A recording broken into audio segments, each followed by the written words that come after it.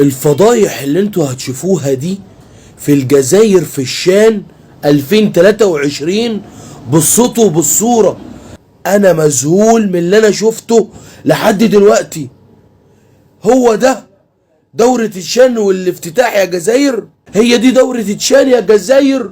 وبصوا وشوفوا، بصوا الفيديو ده مع بعضينا كده، بص اسمع كده وتشوف. لك تنظيم وشاني وما بالش زيرو، يبيعوا لك تيكيات وما تدخلش هنايا دوك هادي وشنو حقها. ده جزائري الساقط على الحق شيطان الاخرس اللي انتوا شايفينه ده يا جماعه، ده جزائري يا المسؤول بيقول لك يعني دفعنا فلوس وخدنا التذاكر وما رضوش يدخلونا. اضحك يا بقي. ليه بتعملوا في نفسكوا كده؟ تخيل ان ده جزائري، امال لو حد تبع السنغال مثلا ولا تبع اي دوله تانية هيعملوا معاه ايه؟ هيقولوا انت مش موجود خالص. مش للدرجه يعني مثلا ممكن مثلا عدم توفير في التذاكر اقول لك ماشي، اي حاجه مثلا في التنظيم، لكن ان انا ادفع وابقى جزائري ومرضوش يدخلوني، دي جديده يا جزائر دي. والله انا عايز الفيديو يلف كل العالم عشان كله يشوف بالصوت وبالصوره وبالدلايل. عشان انت بتقول لك اصل موحى ما بيقولش كلمه الحق، اصل موحى بيطبل للمغرب. قلت لكم وهفضل اقول لكم الجزائر بعيده كل البعد عن المغرب ضوئيا. اضحك يا بقي. هي خلصت على كده؟ تعال نكمل ونشوف مع بعض الفضايح اللي حصلت. اللي انتوا هتشوفوه ده متصور من مدرجات الجزائر بيتهجموا على الجمهور الليبي زي ما انتوا شايفين كده. شايفين تاني اعتداء تاني؟ نسينا الاعتداء على لاعيبة المغرب والنهارده بنشوف اعتداء على الجمهور الليبي في الجزائر. هنا بقى اللي لازم يوصل للناس، انا ضيف عندك للمرة التانية وبنسجل، ولازم الناس تسجل الفيديو ده للمرة التانية، ابقى ضيف عندك واتشتم واعتداء وهمج. هل ده يصلح؟ اللي انتوا بتشوفوه ده في 2023 بعد تقدم كل شيء. طبعا استاذ حفيظ دراجي وكل الناس نايمة. انا بقول لكم اصحوا وشوفوا على اللي بيحصل. ايه يا موحى انت بتكره الجزائر كده ليه؟ لا، انا بكره الظلم والحق بتكلم فيه، وعايز حد ينتقدني ويقول لي ان انت غلط في اللي انا بقوله ده. فيديوهات بالصوت وبالصوره وبالدليل، لان احنا مش هنتكلم غير بالدليل. هي خلصت على كده؟ لا، تعالى شوف معايا الفيديو ده عشان الناس هتقول لي يا محمد انت بتظلم الجزائر وانت مش بتحبهم، وهم عارفين ان اكتر واحد كنت ازاي بتكلم عن الجزائر.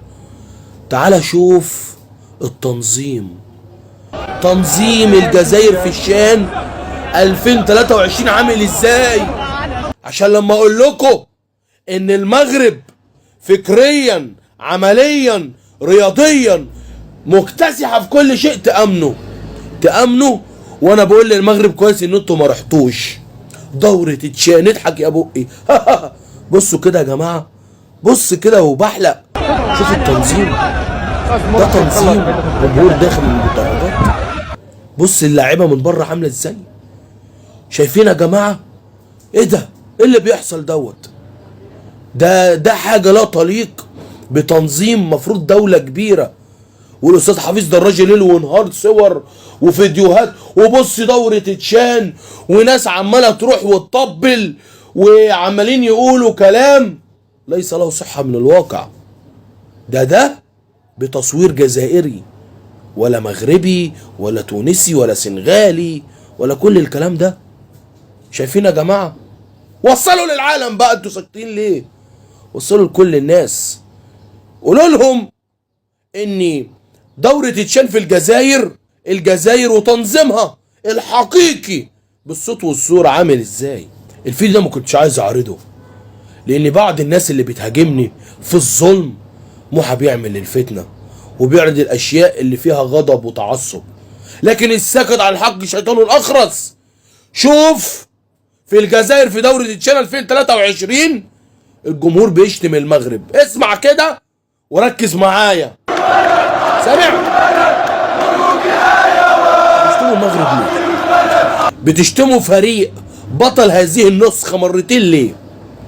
بتشتموا فريق هو مش موجود ومش بيعتبركم موجودين في الوجود ليه؟ هل حفيظ دراج يطلع يرد على هذه الإساءة؟ الإعلام الجزائري، الناس اللي مصرية عاملة نفسها جزائرية هناك في الجزائر، إيه رأيكم؟ فريق مش موجود بيتشتم، فريق قوي فخر العرب بيتشتم ليه؟ عشان بياخد حقه، عشان ناجح. عشان كده انا هفضل اقولها، موحة بيدعم كل الدعم الشعب المغربي الشقيق، وانا بشكر الاستاذ فوزي لقشع وكل المغاربه ان هم ما راحوش لهذه المهزله.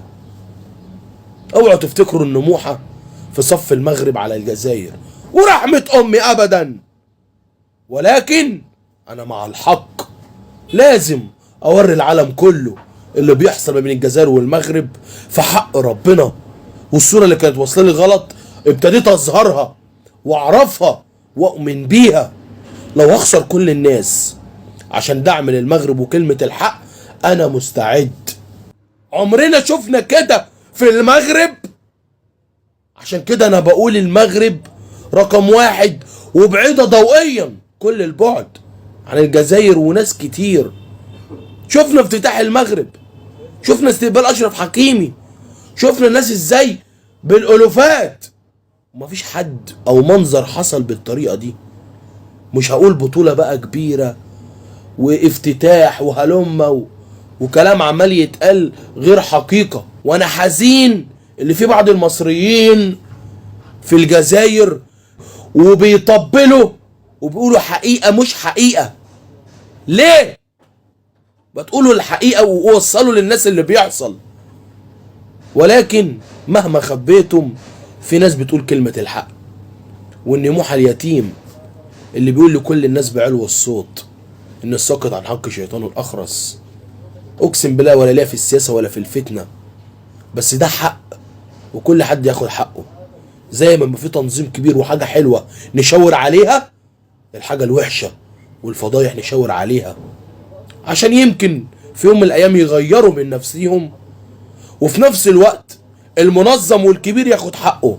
بشكر الظروف اللي خلتني اشوف الحاجات دي والحقيقه دي بعيني، والحمد لله.